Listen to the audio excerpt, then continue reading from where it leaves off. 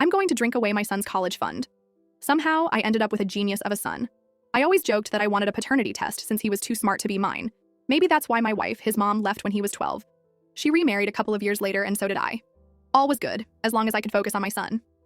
I set up a government-backed college fund for him, but I told him he didn't need to use it if he didn't want to. One time he asked what I'd do if he didn't. I shrugged and said I'd go to Europe and drink it away. I'd read about these monks who sold beer to keep their monastery going, and I wanted to try some. A few months ago, he got accepted into Mill University, but a few weeks later, a drunk driver made sure he'd never get there. I didn't think about the money again until after the funeral, when my ex came to me. She knew about the fund and asked if her new stepson could have the money instead. I thought about it for a moment, then said no. I told her there were a few bottles of beer with my name on them in some European monastery, and I'd promised our son I'd go drink them dry. She chewed me out for wasting the money, saying my son would want his stepbrother to have it. But I know my son wouldn't have cared. And I already had a promise to keep, so I ignored her, booked the trip, and went. Turns out the monk beer is great. I just wish my son was here to enjoy it with me.